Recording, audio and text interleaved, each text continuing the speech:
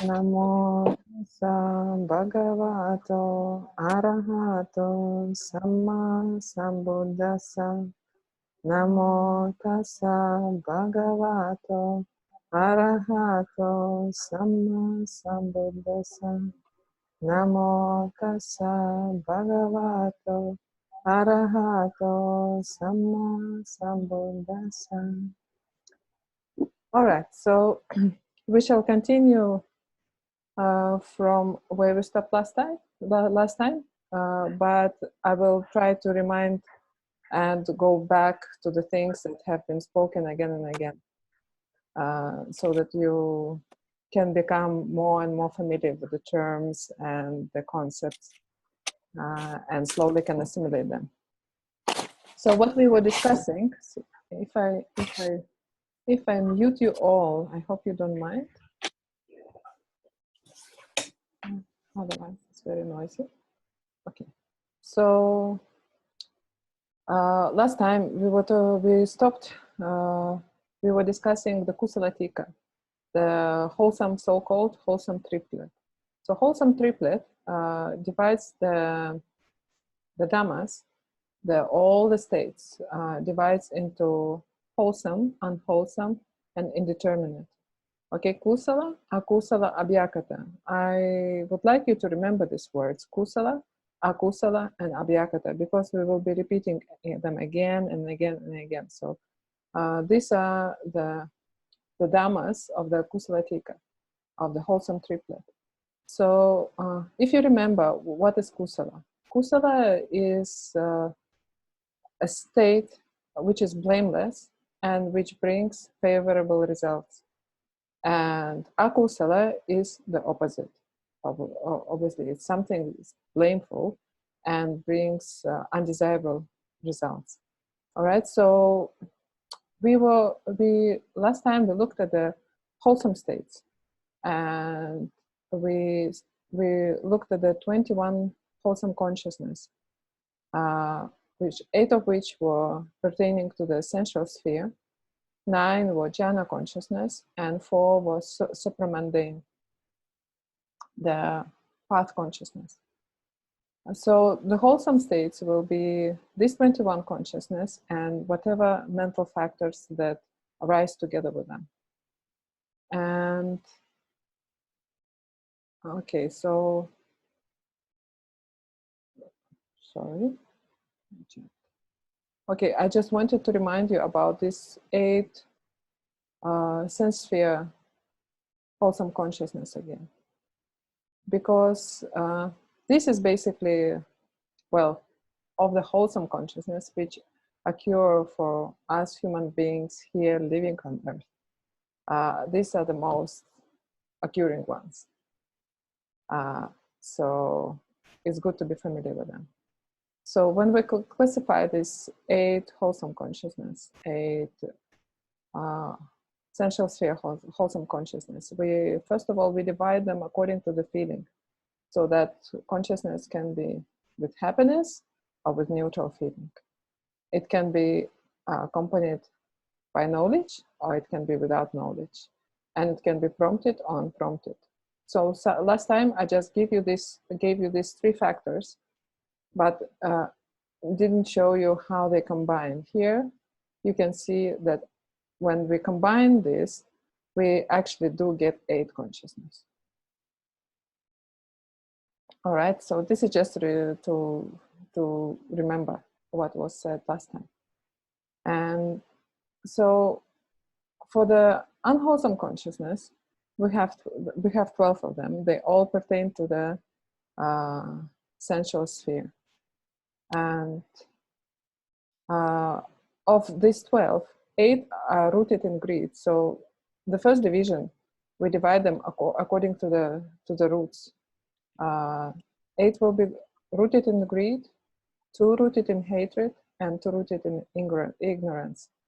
Okay, so the ones that are rooted in greed, they are, again, just like that wholesome consciousness was, they can be either with happy feeling or with neutral feeling. And they can be accompanied either by wrong view, or they can be without wrong view.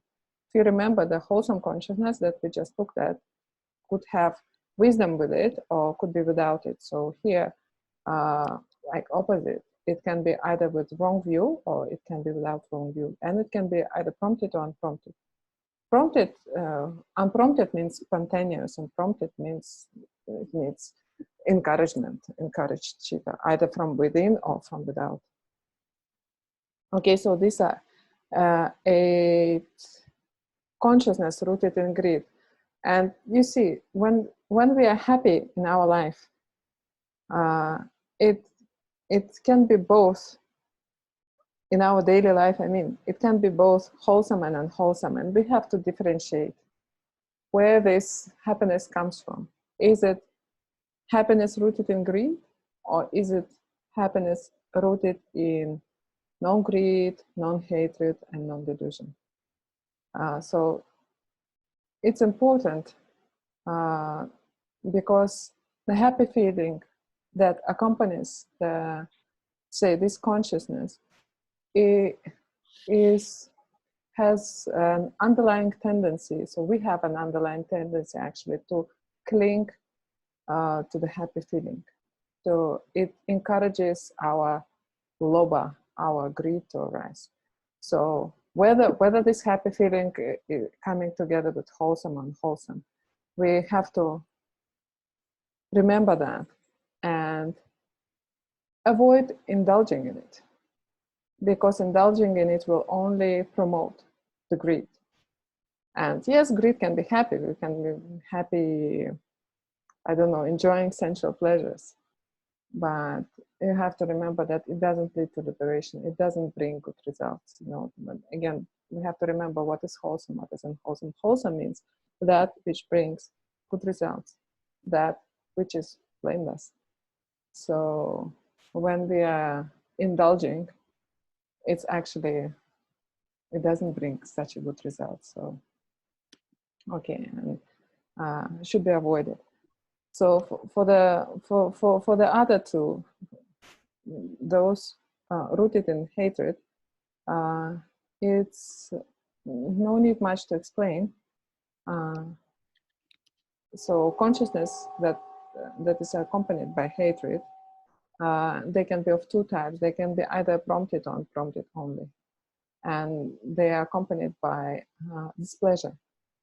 So their characteristic is hatred and displeasure. Whenever we are not satisfied with anything, even slight dissatisfaction, we want something, be something else, it's unwholesome. So you can easily recognize that if you have a feeling, unhappy feeling, it's unwholesome. And you have to look at the roots of that. Where does it come from?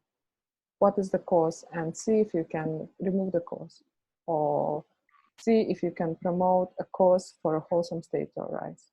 Otherwise, you will be burned by hatred. And you will be burning yourself, you will be burning others. And the next two are the 2 consciousness rooted in ignorance. So they have only one root. They have actually all of these 3 types, they have ignorance as root. But these 2, they have only ignorance as root. And this one is divided into 2. One accompanied by doubt, and another is with restlessness. So whenever we are restless, it's also unwholesome. We don't know what to do, or we're just restless. When you sit in meditation, you will know when restlessness comes. It's very easy to notice it. Or doubt. Doubt here in this case especially means the doubt in teachings, in Buddhist teachings, Four Noble Truths, this kind of doubt. All right, so that's in brief about unwholesome states. Then the next one is so this wholesome and unwholesome is what brings result. As said, either favorable or unfavorable results. So this will be the chittas that will cause the result in the future. And that future can be during the life or a rebirth consciousness. So in either case, it becomes a cause for some other resultant state, resultant consciousness. And of resultant consciousness, we actually have 36. And I'm not enumerating them all here, but just giving you an outline, just to understand. All right, so when the past karma ripens at the death moment, it will result as a rebirth consciousness in the next life. And it will manifest in the form of following bhavanga. I will explain what is bhavanga just shortly, okay, and as a death consciousness. It can also ripen during life in a form of the sense consciousness, 5 sense consciousness. So any contact we have with the essential objects, when the sense consciousness arises, this is a resultant consciousness. This is any contact which we have in our life is a result of our past karma. And receiving an investigation and registration, I will explain also in the next slide. And so these two, and then there is one other type of resultant consciousness, is that consciousness which arises just after the path consciousness. Last time I explained you the path consciousness, the realization of Sotapati, Sakatagami, Anagami, and Arahant.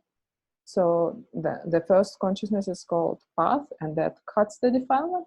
And right after that, the consciousness right after that is called fruition consciousness. It still has the object of Nibbana as the consciousness of path, but it's already fruition. It doesn't cut anymore because the defilements have been already cut, but it just enjoys the Nibbana. Okay, so these are 3 main, let's say, types. And to understand a little bit better, I will have to show you the mind. Okay, so it's a mental process. It might look a little bit complicated. Okay, don't be overwhelmed by that. But actually, it's quite straightforward. So in our life, we constantly have contact with one object or another through our 6 sense organs. So either it's a form or a sound or a taste or a touch or a smell or any mental object like any thought.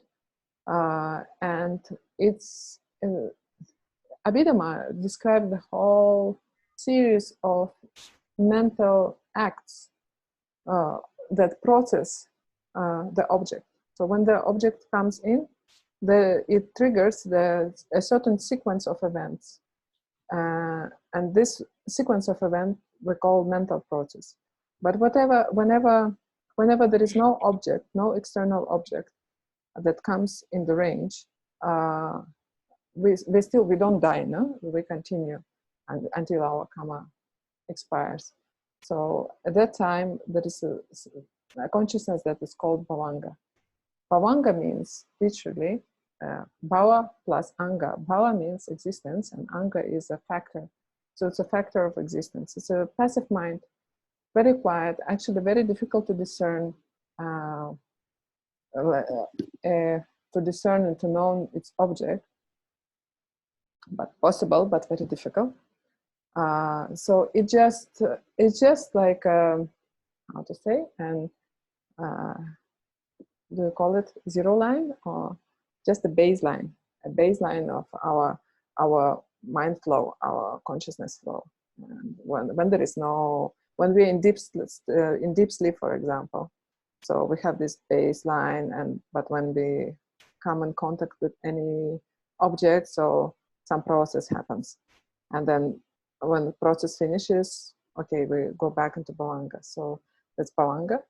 And here, the first moment, first the object, say some visible object comes in contact with the eye, okay, and we have attention to the object.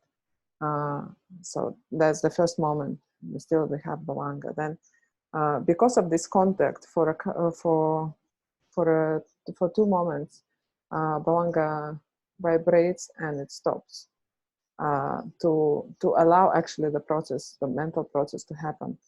So then we have Panchadvara Vajana, that means the 5 sense door adverting consciousness, which adverts our consciousness towards the object.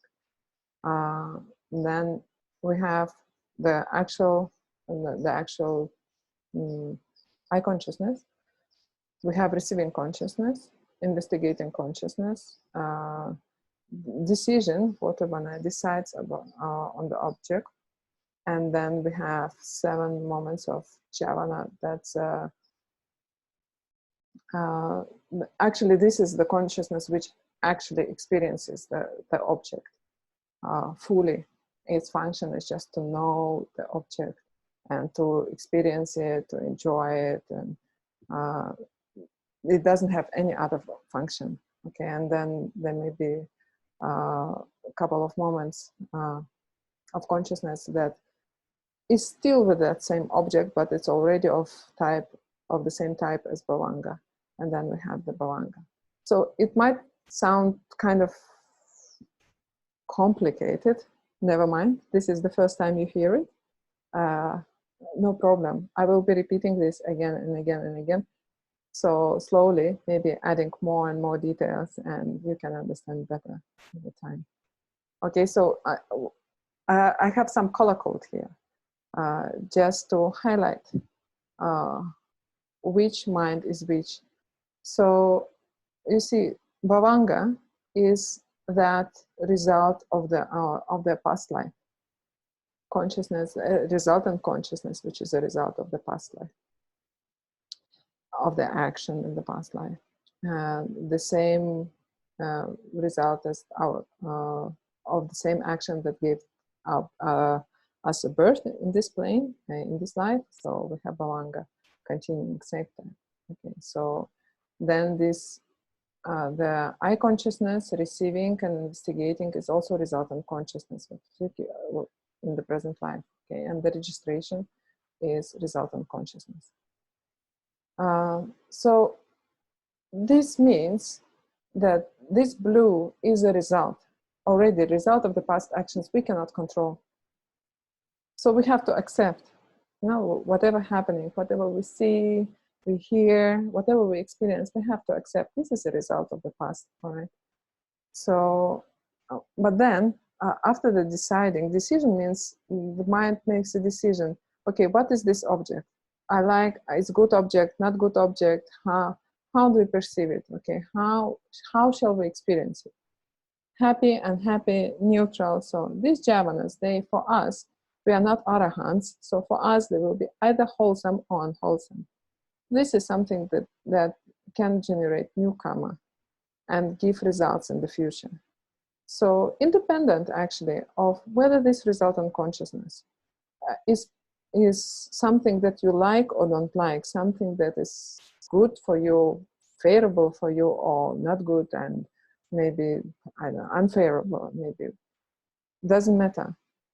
If you pay, depending on how you pay attention to it, this kind of jhanas will be, this kind of karma you will generate, this kind of mind will arise. So if you pay wise attention to your object, the jhavanas will be wholesome.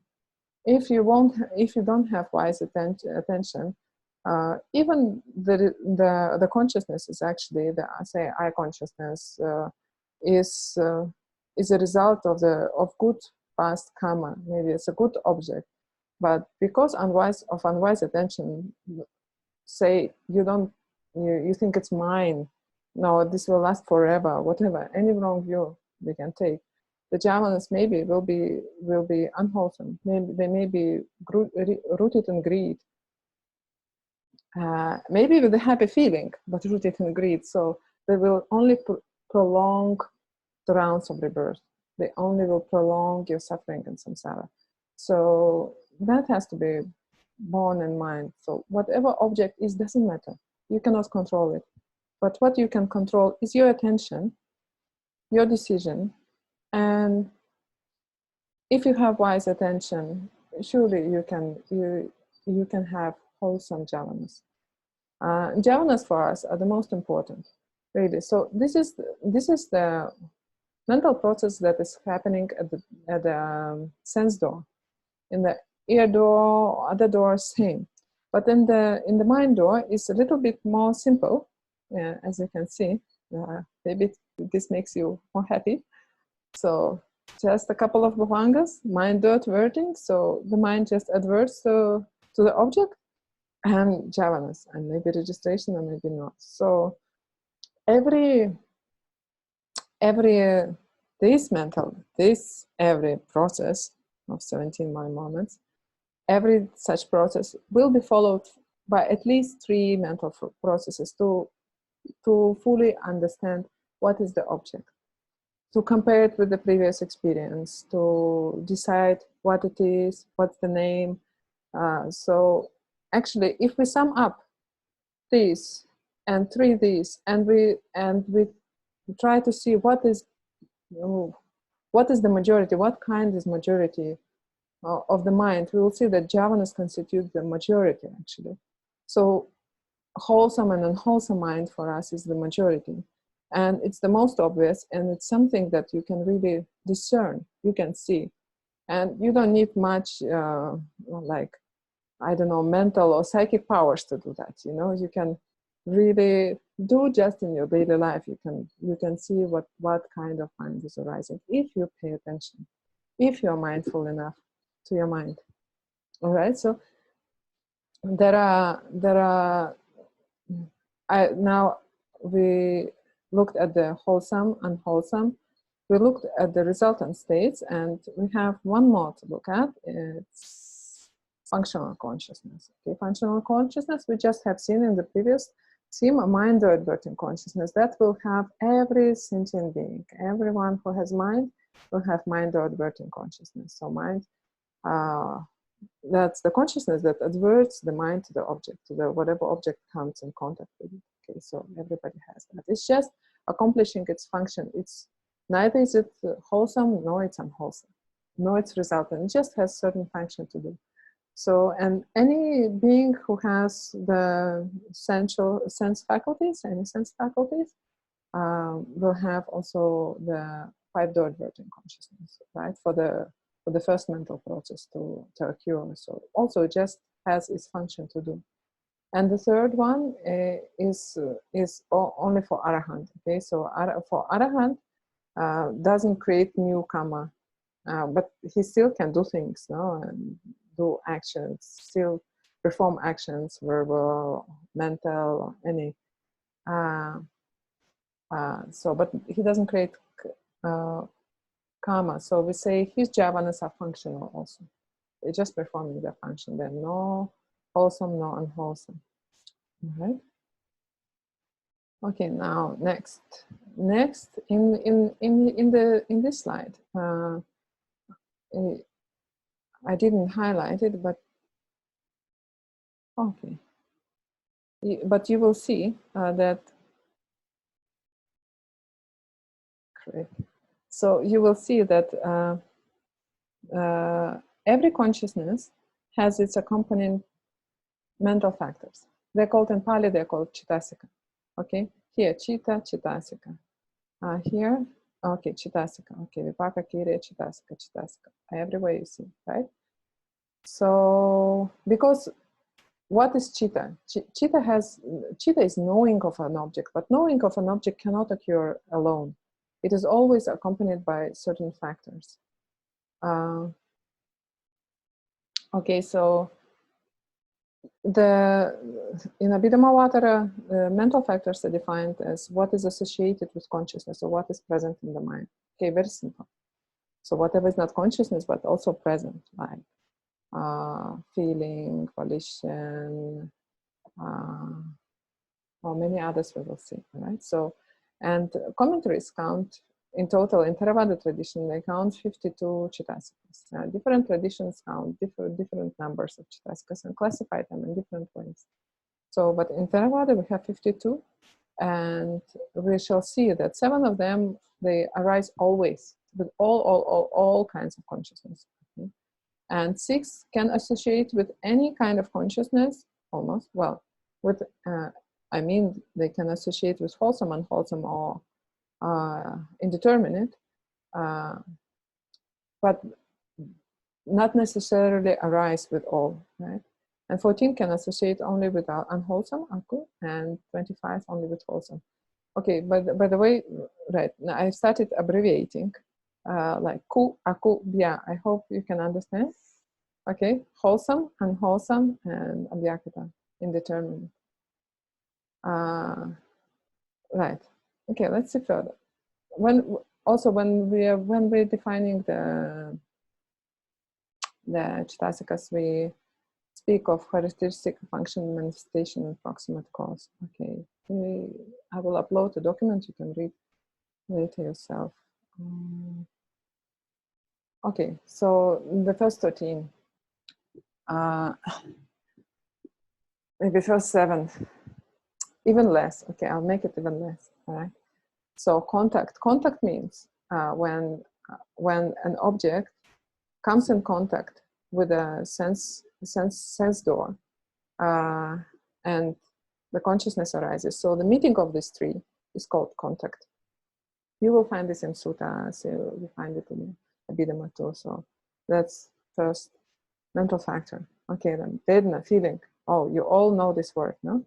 And I will go into details into feeling today.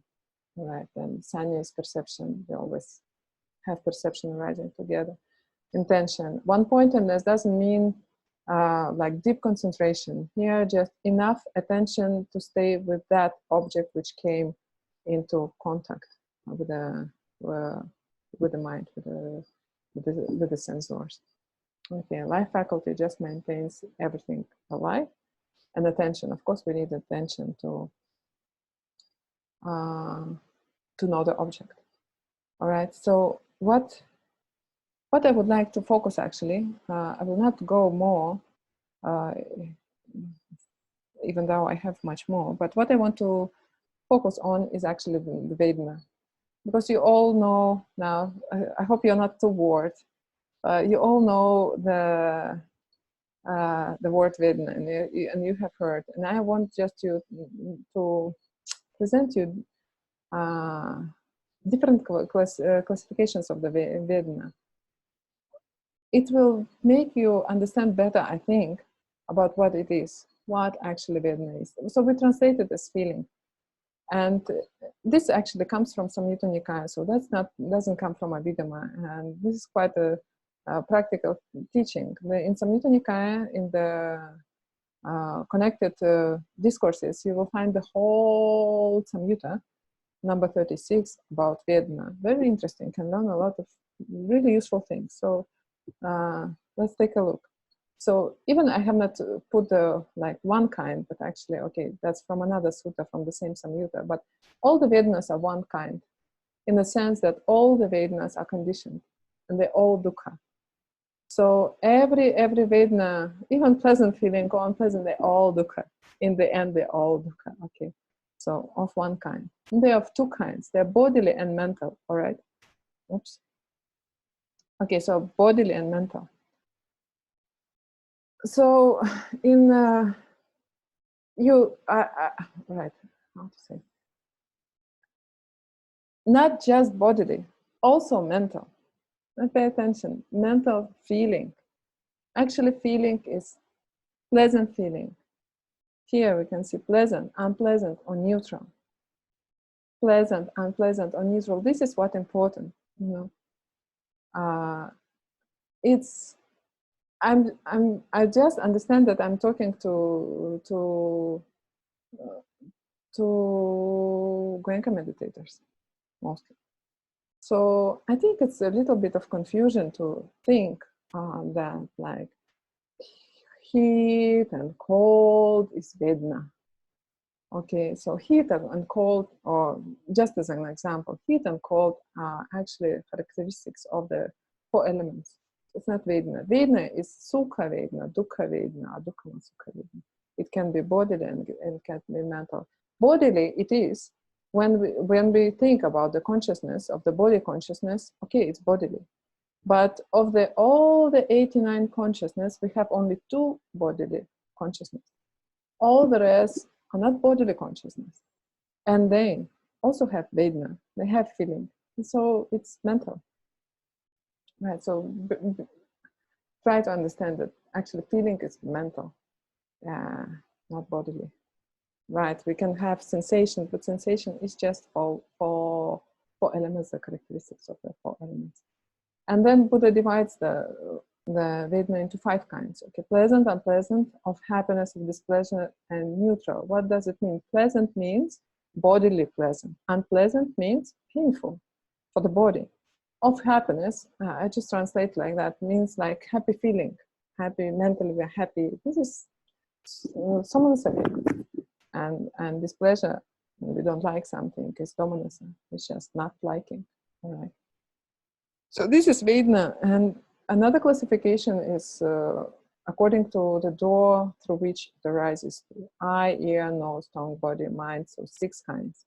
It can become 18 kinds if we take these 6 through these 6 doors, and we take it as with happiness or with the pleasure and the neutral feeling. So they become 18.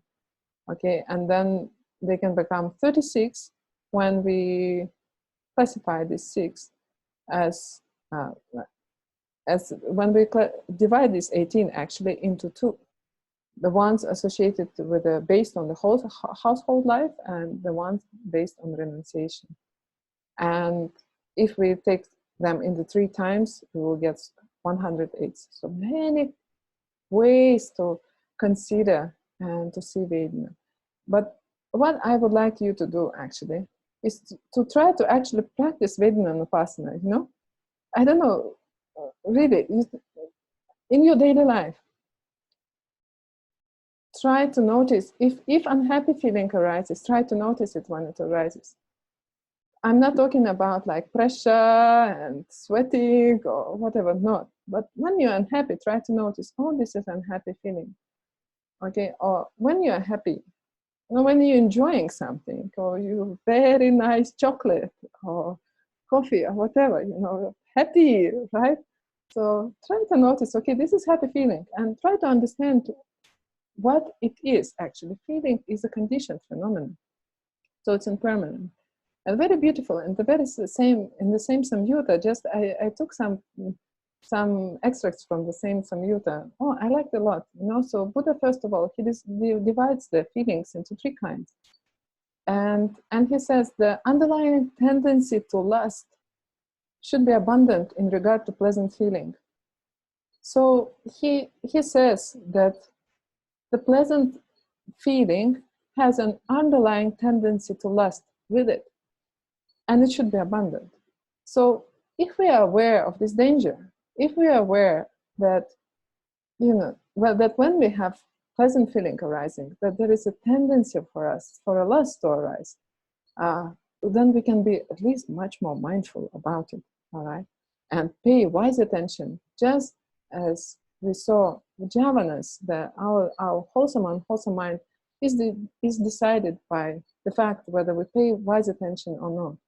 Okay, so the underlying tendency to aversion should be abundant in regard to painful feelings. So no need to explain much, you know. So the painful feeling, it comes together with the underlying tendency to aversion, and it should be abundant. And underlying tendency to ignorance should be abundant in regard to neither painful nor pleasant feeling. Okay, so of course, when it's neither pleasant nor painful, yeah, it's very easy just become ignorant. All right, so we have this tendency, and furthermore, actually, I'll skip to the third paragraph.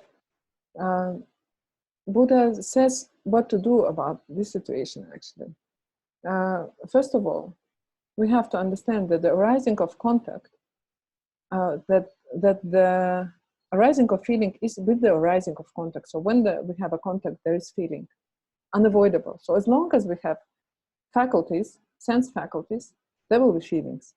Okay, with the cessation of contact, there is cessation of feeling, right? Okay, so also understand sometimes maybe unpleasant contact, unpleasant object.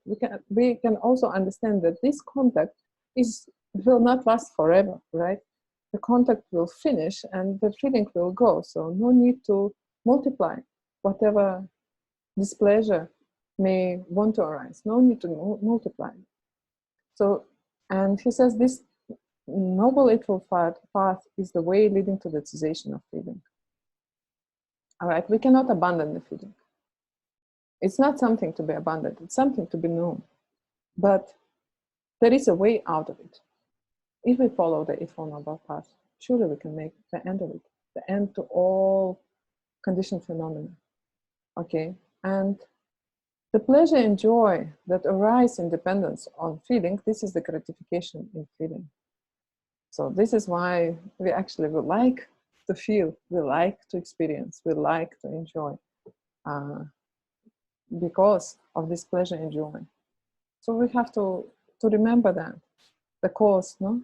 What attracts us? It's like fire for the moth in the night, no? And that feeling is impermanent, suffering, and subject to change. This is the danger in feeling, right? So if we remember, if we can remember, if we can contemplate in the very moment of being with that particular feeling, say of joy, right? If we can remember that it's impermanent and it's suffering and subject to change, if we can see it as impermanent and suffering and change, in that way we can protect ourselves. We can protect from this underlying tendency to lust, from the arising of this underlying tendency to lust. This is the wise attention. Non-forgetfulness of the reality. This is the right view. This is the wisdom. Okay, and the removal and abandonment of desire and lust for feeling. This is the escape from feeling. So that's that escape. That's our final goal. Really, because if you remember, all the Vedana is dukkha. All the Vedana is dukkha. Okay, so and now I quoted it also because I just liked it, you know. Pleasant feeling, because should be seen as painful. Painful feeling should be seen as a dark. Neither painful nor pleasant feeling should be seen as impermanent. All right, so pleasant feeling should be seen as painful. Because when we are indulging in a pleasant feeling, we are prolonging our suffering. We are touching more and more and more. We are getting more and more entangled in the world. We are not liberating ourselves in the world. And while saying that a painful feeling is a dark, I think that this is obvious and doesn't need much comment. And neither painful nor pleasant feeling should be seen as impermanent, because it has an underlying tendency to ignorance. And if one applies the wise attention of seeing it as impermanence, then it just protects you from the ignorance. Okay, so I don't know about the time. Sorry. Yes, so I hope it was not too boring. I will unmute all. And if you want to ask any questions, you can, or any comments, you can. But really, I would like, what I would like you to do is to practice this. Try to notice the feeling. Try to apply this in your life for this 1 week. Okay. And you can share how you're doing. You can share on WhatsApp, in the group, your discoveries. You may find the discoveries with this. Really. Just pay attention to the states of mind. It can be very interesting. But whether pleasant, unpleasant, you know, or neutral, it doesn't matter. You just accept. Really, just accept. Even if you notice it's greed, and okay, just accept. Because when you notice, it's already wholesome. You're already paying attention. You're already applying wise attention on what is happening. So no need to judge yourself or anything. No judgment. Just try to know. And let me know what you find out.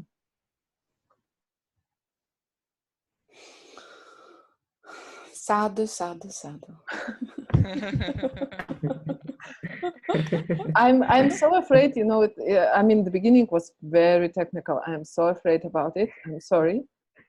But you can look through the slides again. You don't have to remember it.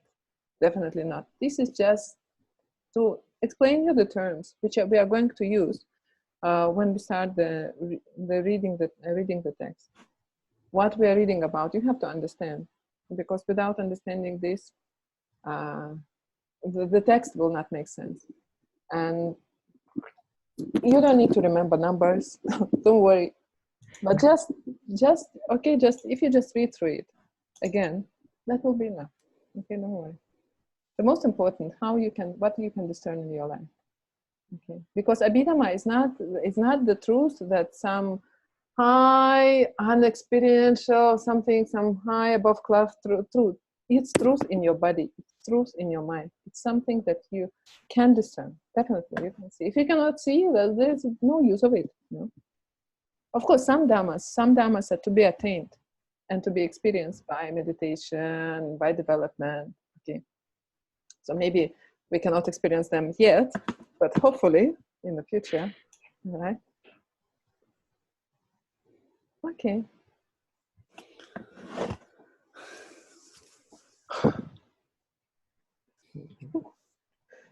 So what? I will only I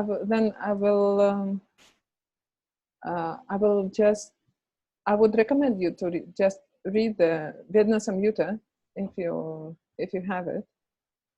I think it's not difficult to get. You can go on Sutta Central or Access to Insight, or I think it's very easy, and you can read Vedana Samyutta. It's very interesting and very practical for you.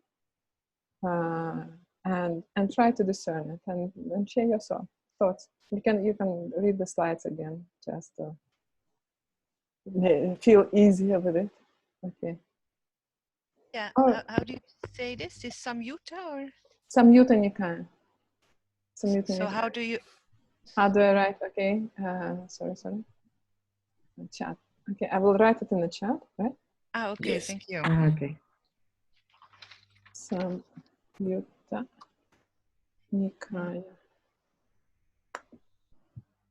Oops. Yeah. Ah, yeah. Okay. Thank you. Okay, Samyutta 36. Samyutta 36. Okay. Okay, you can find it on Sutta Central. If you don't know this, I don't remember extension actually. Is it org or I think maybe org, maybe, not sure. But very good resource.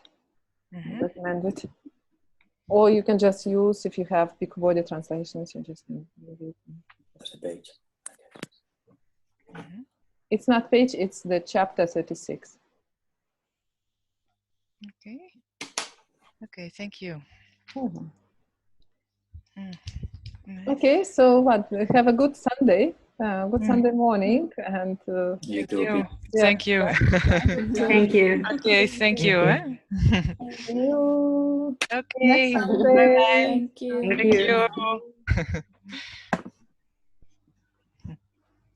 Take care. Okay. Ya está.